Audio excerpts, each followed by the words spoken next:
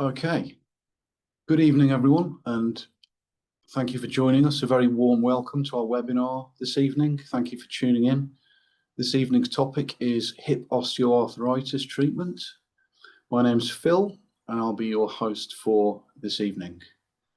And I'm delighted to be joined by our expert speaker, Mr. Kumar Reddy, Associate Specialist Surgeon. Tonight's session will begin with a presentation from Mr. Reddy, and this will be followed by a Q&A where we answer your questions live. If you have any questions at any point during the presentation, please feel free to submit them, and you can do this using the Q&A icon, which can be found at the bottom of your screen.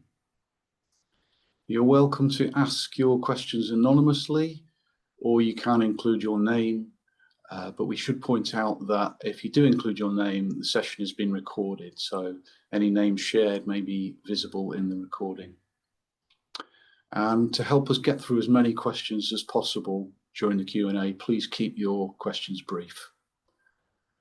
If you're interested in booking a consultation, we will share all the relevant contact details for you to do this at the end of the session.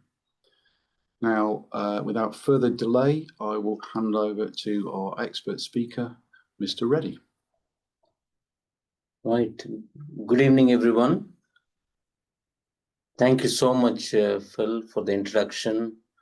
I sincerely thank you all the guys joining the webinar for taking your precious time to join this. I would try to make it as brief as possible so that it would enable you to ask questions at the end of this session. We're going to talk about osteoarthritis of hips and what are the treatments that are available. Hip arthritis is quite a common condition and it is a disease affecting the joints, mostly hips and also the knees. So the joint surfaces which are covered by smooth cartilage, we call it articular cartilage. In the long term, they get damaged. The cartilages become thin and roughen. And they would be damaged to the joint surfaces, leading to bare bone, resulting in pain, discomfort, stiffness.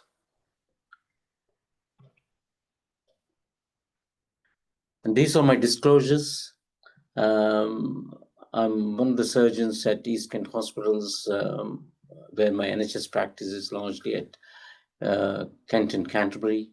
We recently have been awarded Major Revision Center for knees, and I'm one of the deputy chairs of a Major Revision Center at East Kent Hospitals, and also I'm a member of the American Academy of Orthopedic Surgeons and British Society of Knees.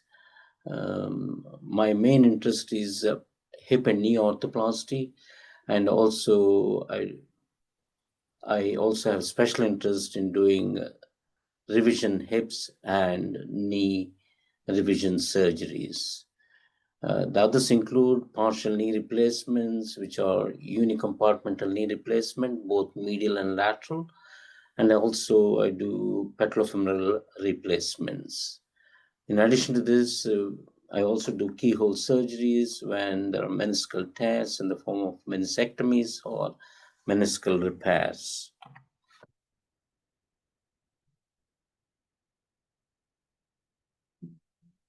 In this session, what the topics we include are mainly with regard to your consultation and assessment, and with regard to hip arthritis, treatment options, and the risks that involved in undertaking a hip replacement surgery, your hospital stay, recovery, and the patient decision support tools.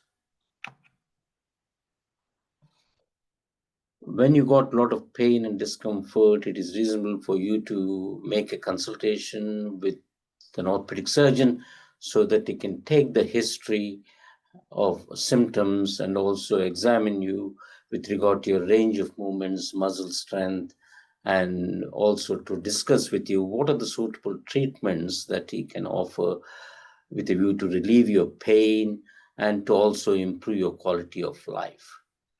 And you'll also be assessed with regard to the treatment and the investigations that we normally request, which would be in the form of x-rays. If they're inconclusive, then we do request for an MRI scan.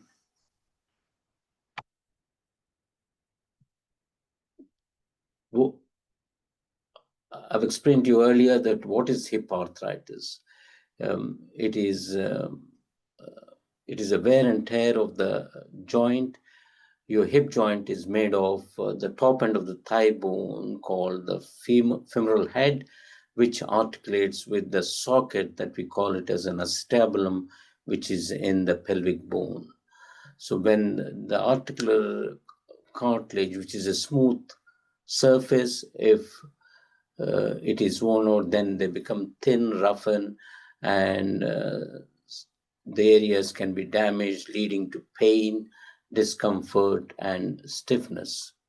The most common symptoms are you will have difficulty in cutting your toenails, putting the socks, tying the shoelaces, getting in and out of the car, and in and out of the bath. All these are your day-to-day activities which get affected. Your sleep also gets affected, and your ability to walk any distance also will be limited because of the pain. And with regard to general causes, it is an age-related process. And with regard to obesity, when there are high BMI, where it puts a lot of load on the joints, your joints tend to wear away. Next one is traumatic, where you got an injury to the hip in the form of dislocation or fractures that can lead to arthritis. The other one is loss of blood supply to the femoral head, which results in avascular necrosis. And this can be of several causes. One, it could be traumatic. The other causes being steroid-induced, and other conditions can also lead to this type of avascular necrosis. So we talk about the healthy hip, which I've explained to you that it is covered with smooth articular surface, which is on my left-hand side. And on the right, you can see the damaged portion of the articular surface, resulting in arthritic hip. The features that one can see on the plain X-ray, or you can see reduction of joint space. There'll be marked reduction of joint space as there is no smooth articular cartilage anymore, and it could be bone-on-bone arthritis. The other features consistent with arthritis are subchondral cysts, osteophyte formation, which are bony prominences around the hip, and the main thing is reduction of joint surface. With regard to treatment options, one is non-surgical in the form of managing your pain and your lifestyle modifications, which are crucial by doing regular exercise, and also if you're high BMI, to do your best to reduce some weight and to take a healthy diet and supplements that may help you. The other important factor is insoles, footwear, and also use a walking stick or a cane. That also will help in relieving the pain. Physiotherapy and exercise also can play an important role in relieving your pain. And steroid injections, and these are temporary, but they do help because it's an anti-inflammatory that goes into the joint and where you get good relief of symptoms. With regard to surgical management, the main one is hip replacement. Hip replacement is mainly offered to improve the pain or to get rid of the pain and to improve your quality of life.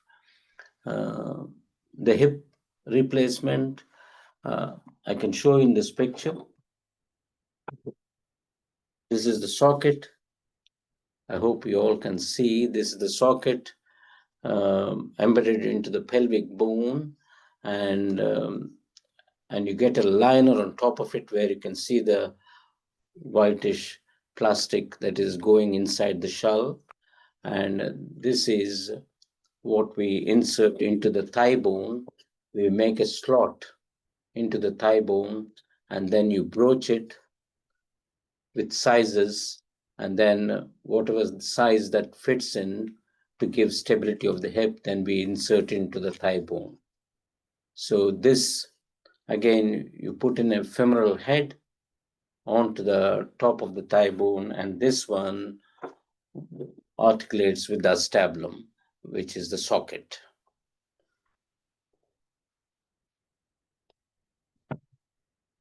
This is what a hip replacement is.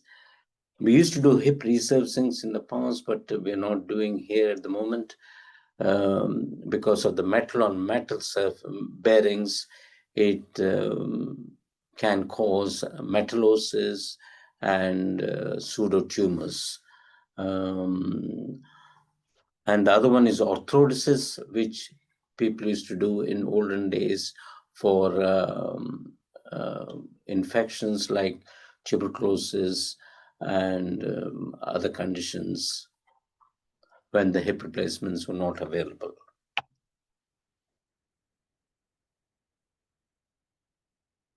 As I earlier said to you, the hip replacement is made of two parts, the ball and socket, inserted into healthy portions of the pelvis, which is the socket, and into the thigh bone, which is the femur.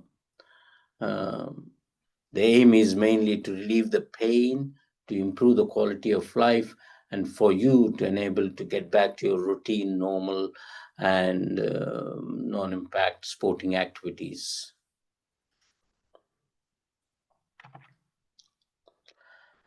And I can briefly talk to you about types of hip replacements, which are uncemented broadly, cemented, and hybrid total hip replacements. My practice has been mostly uncemented total hip replacement. I've been doing this for the last 24 years. Very rarely I cement. I rely mostly on the natural bone to bind it like glue, which we call it an osseointegration, and I believe that it is better in the long term. There's no hard and fast rule that one is superior to the other. Even hip replacements that are cemented are also lasting. And also the hybrid total hip replacement, where we do an uncemented socket, and in the thigh bone we put cement into the thigh bone. When you notice it's a poor quality bone, then it will be reasonable to cement the thigh bone. And you also have got bearing surfaces, as I have earlier shown you. It's a metal head, and they vary in sizes between 28 to 36 that articulates with the plastic, or you can have a ceramic head, which is a ceramic head that goes on the top of the trunnion, and this articulates with the socket. Ceramic head survivorship is much longer when compared to metal heads. Most of us, we do put ceramic heads because of the longevity and the survivorship of the femoral heads.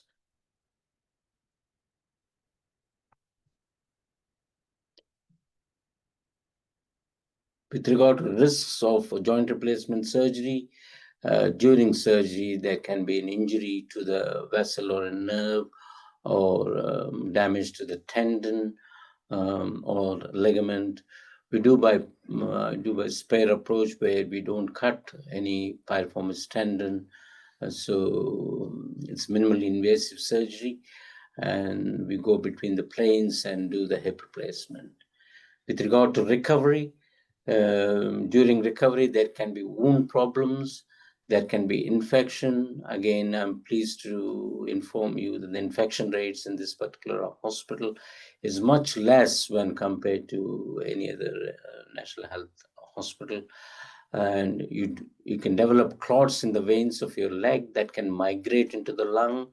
Again, we tend to give you blood thinning tablets, either rivaroxaban or blood thinning injection, rivaroxaban or apixaban or edoxaban. And if you're already on edoxaban, we normally continue with edoxaban post-surgery. You can also have enoxaparin. The normal recommendation for post-hip replacement is for 35 days. There can be leg length discrepancy, and you can come across it's a ball and socket joint. The ball can come out of the socket and cause a dislocation. Again, it's a very rare entity. And the late complications are aseptic loosening, where the implants can become loose and it can cause pain, or you can have a periprosthetic fracture or a late dislocation. All these complications put together with this hip replacement are less than 5%. And the implants that we use in Benenden or taper lock and Korai hip replacements, and they've been time tested for the last 30 years, and majority of the implants, their survivorship is 20 years and beyond, at least majority of them. You're expected to stay about a day or two in the hospital, and if the surgery is carried out in the morning, by afternoon, the physios will come round, and if you do not have any hypotension or dizziness, they will try to get you up and get you mobilized. You may have some discomfort in the leg and feet, swelling, and most of us, we do expect you to return back to normality in 6 weeks. During the recovery period, you're recommended to take some painkillers, and you do have some visible bruising which would settle down within a few weeks. And the physiotherapy, we've got a fantastic physio team where they will guide you with the exercises. Most of us, we're all happy for you to get back to driving in 6 weeks. You can also sleep on either side with a pillow in between the knees after 6 weeks. In 3 to 6 months, you will feel the optimum benefits of surgery. You can return back to playing golf, and also we would recommend you to continue the exercises recommended by your physiotherapist. These are our hip and knee surgeons. You can see Mr. Chipfield, who is a medical director, and Mr. Oliver, Mr. Thakur, and Mr. Dunnett. We got some patient tools which are Doctify. This is a website which honestly takes the sincere feedback from the patients, and they give the surgeons, and also it is on the public domain for you to have a look at the surgeons' feedback given by the patients. Next one is the joint national joint registry, which is, again, this is a tool. It collects information for both hip and knee replacements from hospitals in England and Wales. This registry will help to find out which are the best performing implants, and recording your details enables the NJR to link people that have received during surgery. If a problem with a specific implant is identified, in the future, the NGR will be able to help identify the patients who have received them and alert the respective hospitals and the surgeons who has performed with these implants. Your details enable you to participate in a feedback survey, and all personal data is treated as extremely confidential at all times. A copy of the data can be requested in writing to the NGR by yourselves, which they can provide you. This one is my particular National Joint Registry profile. This is also available for you in the public domain. These were the surgeries I carried out in the last 3 years.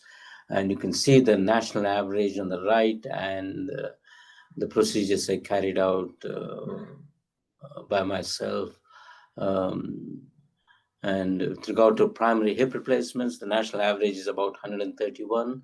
I carried out about 614. With regard to hip revisions, the national average is 17, and I carried out about 14, which is slightly lower than the national average. With regard to total knee replacements, the national average is 155. I carried out about 465. The unis are about 52 national, and I performed about 68. With regard to knee revisions, 14 is the national average, and I did about 24.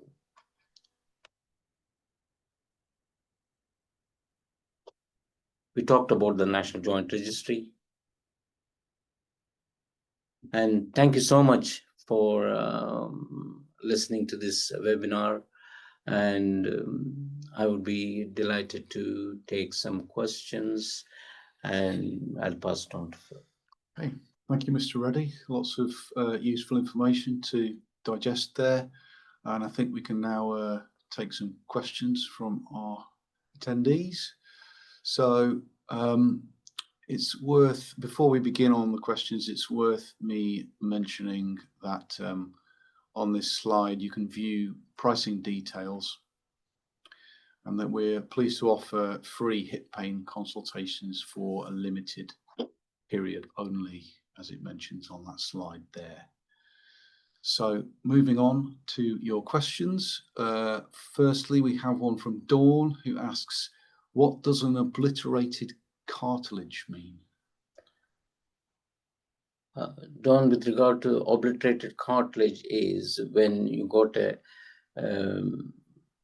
smooth cartilage that's covering the smooth surfaces of the bone, which is an articular cartilage. When it gets damaged, you get obliteration, and it is the joint space get obliterated. That's what it means. Okay, thank you. This next question's quite broad, from Pauline. What supplements would you recommend? The supplements that are generally recommended are the glucosamine sulfate with chondroitin, and people do benefit from taking some turmeric with black pepper, and also some try to avoid red meat, as it tend to produce inflammation of the joints, and to take some walnuts, supposed to be reducing the inflammation in the joints.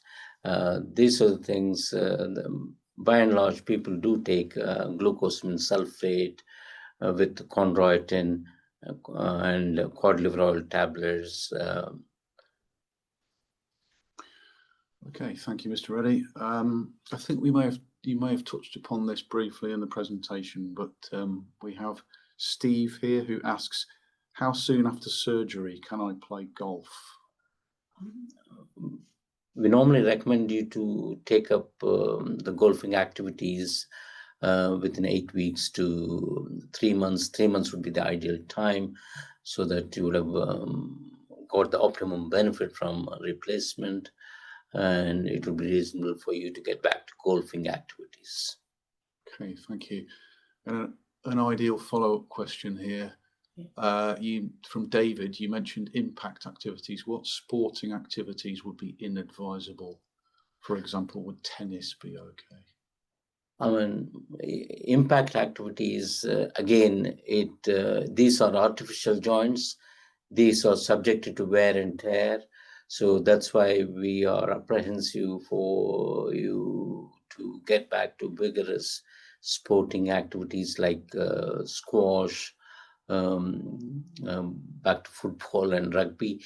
But some of the patients have written back to playing tennis, playing gentle tennis, and badminton should be okay, and also playing golf.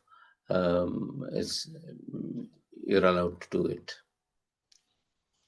Okay, thank you. Our next attendee asks, how long will it be before I can climb stairs again after surgery? If you got stairs at home, our physiotherapist will ensure that you do some stairs before you leave the hospital. And once they find that you're safe, I'm more than happy for you to get back to stairs as soon as the pain allows. Okay, thank you. Somebody asks what further help is offered if you are unlucky to be one of the 5% who experience surgical issues. And they mention that they live 2 hours away from Benenden. Right. If you're unlucky and if you got a complication as a result of the hip replacement, we need to see what complication you have and whether it is surgically remediable or not. It would be as advisable for you to see the operating surgeon who did the procedure, and to have a frank discussion with him, and he would be in a best position to offer you help and assess you and recommend the treatment that you may well going to require. Okay, thank you. Susan asks, what metal is used in the hip? It is a titanium metal that goes inside the thigh bone, and the bearing surfaces, my preferred bearing surface is ceramic on cross-linked or e-poly bearing. Okay, thank you. Our next attendee asks, is cycling advised? Yes, Don, you can get back to cycling after a period of 3 months. I don't have any objections with regard to cycling. You can get back to cycling. Amber asks, what pain relief is recommended if you're not opting for surgery? Paracetamol and ibuprofen is not touching the pain. Amber, your GP would be able to advise you with regard to what suitable painkillers you can take. I mean, if ibuprofen and paracetamol are not working, then you can try tramadol or codeine based. And also you can try pain patches, which may help you in relieving some amount of pain. Okay, thank you. This question is obviously addressing post-surgery. I have a 4-hour car journey home. Is that okay? You can break the journey after an hour or so, a couple of breaks, and it should be absolutely fine to do the journey, as long as you've got short breaks. Our next attendee is Jasper, and he asks, seeing as the ceramic head still sits and revolves on a metal rod, essentially, can you still end up with metallosis? Jasper, is very unlikely that it would cause metallosis because it's a ceramic head sitting on the trunnion. But if there is a damage to the trunnion, then it can cause metallosis. Very, very unlikely. I've seen metal heads causing metallosis and also metal on metal bearings, but I'm yet to come across the ceramic head causing metallosis unless there is damage to the ceramic head and that is articulating with the metal. Okay, thanks. This next attendee is Melvina, and she asks, what type of anesthesia will be used? And the type of anesthesia we generally recommend is spinal anesthesia. So where they put an injection in the back and they inject closer to the nerves, and it would enable to numb the legs, and it lasts about between 2 to 4 hours. It gives you adequate pain relief, and there are no major complications with so that is the recommended anesthesia that our anesthetists recommend for you.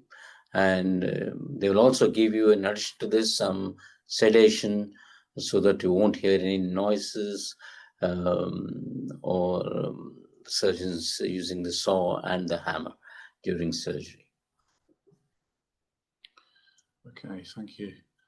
I'm wondering if it's possible to perhaps combine these two questions, but somebody asks, is it advisable or necessary to have someone supporting you at home? And then another attendee is saying, do I need to prepare my home for after the surgery?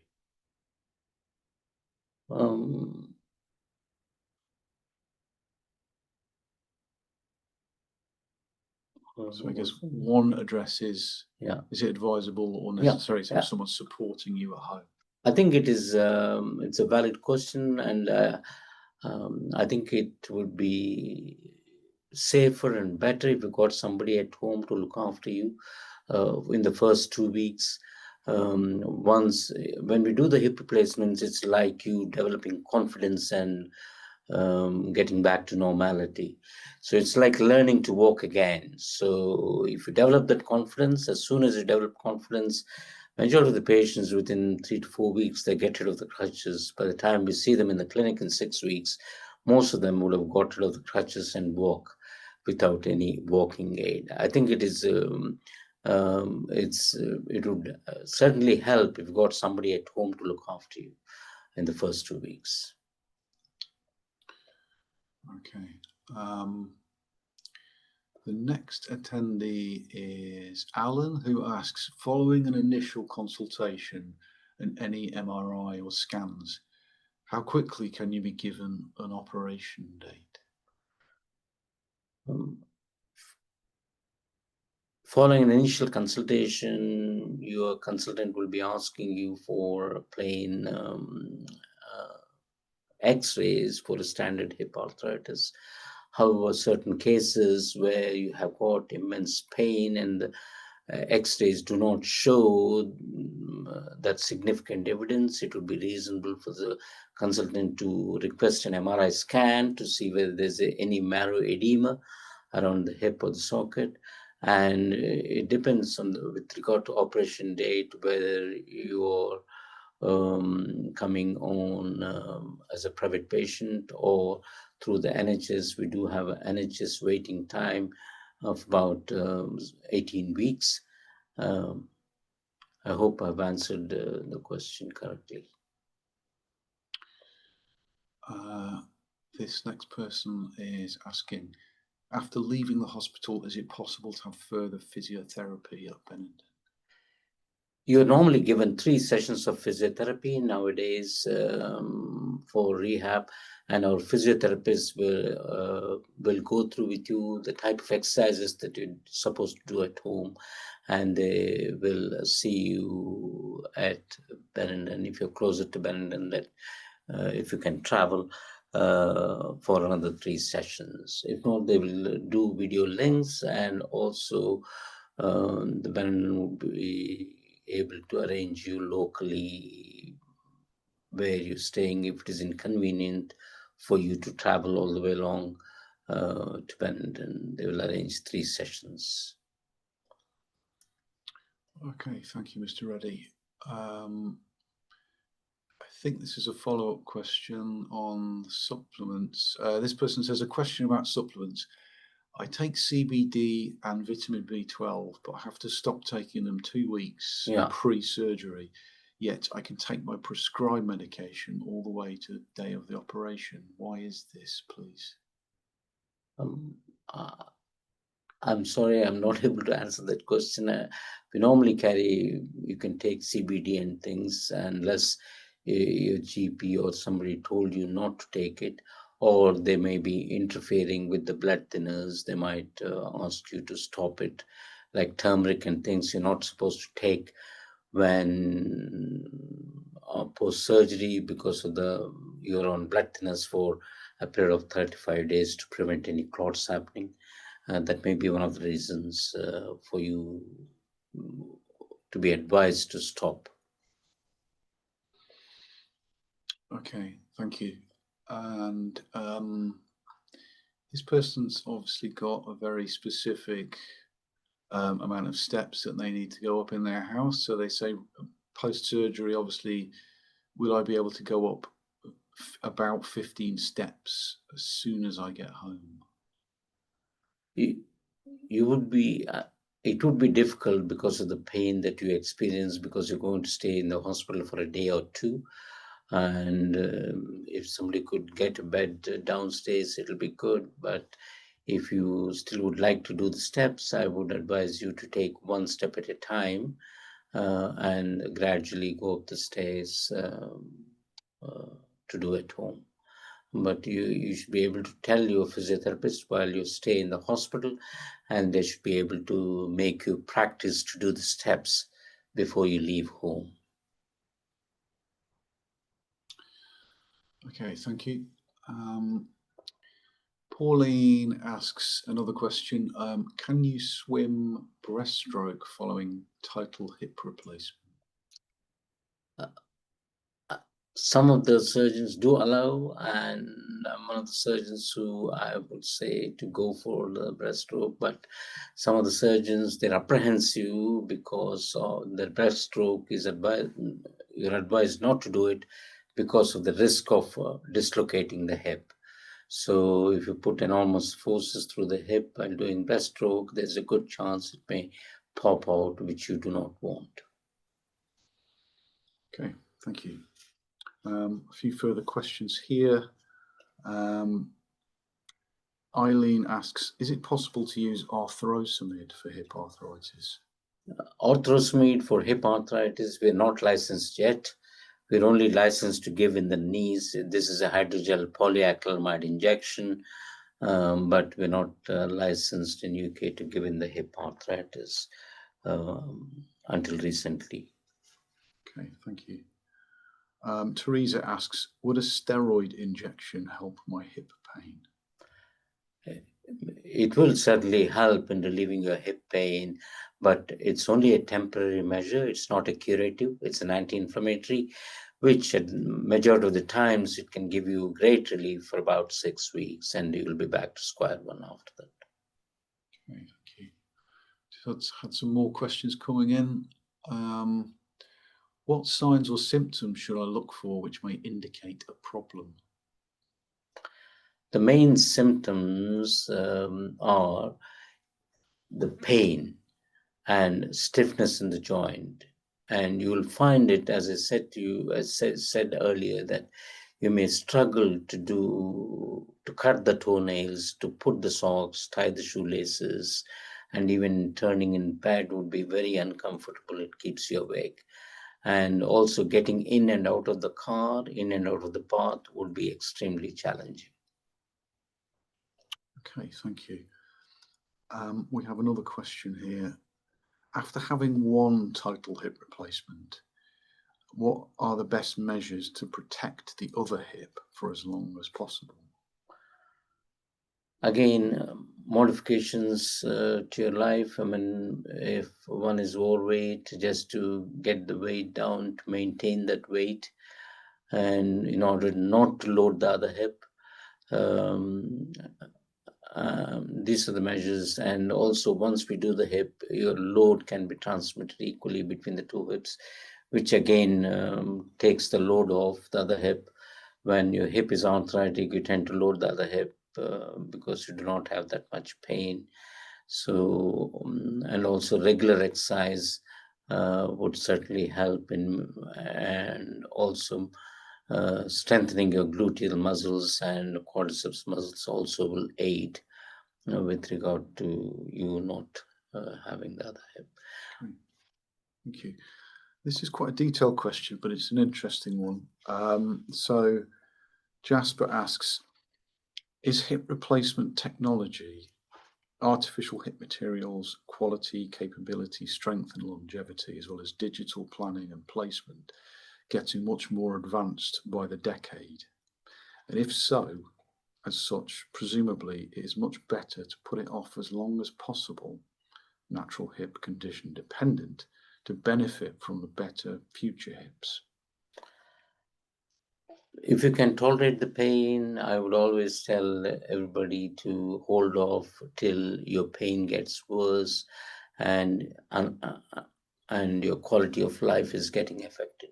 If you can manage the pain, there's nothing like it, but it is your pain and your quality of life, and you want to get back to your normal routine activities. And it also affects a lot of your mental health if you're in a lot of pain.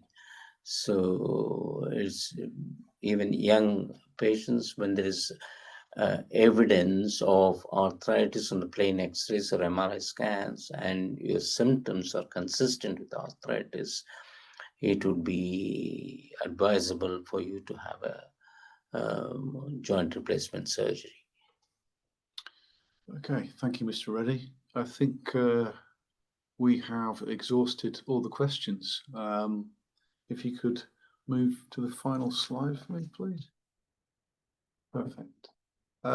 So as a thank you for attending this webinar this evening, as mentioned on the screen there, we have an exclusive offer, which is our free hip pain consultation for a limited period. And you can use the code listed on the screen there. And obviously you will receive and also a thank you for attending. You'll receive a call back from your dedicated private patient advisor. You will receive the recording of this session, some treatment information and pricing, and you'll receive some loyalty points, rewards via email. And also you'll receive some updates on upcoming news, offers and events. And after this session ends, you'll receive a short survey. We'd very much appreciate you taking the time to complete this survey, and as it helps us to improve and tailor future webinars to your requirements. If you'd like to speak to someone or book your consultation, our private patients team here is available until 8:30 p.m. this evening, and from 8 a.m. to 6 p.m. Monday to Friday, and you can contact them via the number listed on your screen there in the circle. We also have upcoming webinars on a wide range of topics, including gynecology, plastic surgery and cataract surgery, and you can see those on our website, and you can sign up for them there too. So all that remains for me to say is thank you very much for joining us this evening on behalf of Mr. Reddy and all of us here at Benenden Hospital. Thank you again for tuning in. We hope to hear from you soon. Take care and goodbye. Thank you.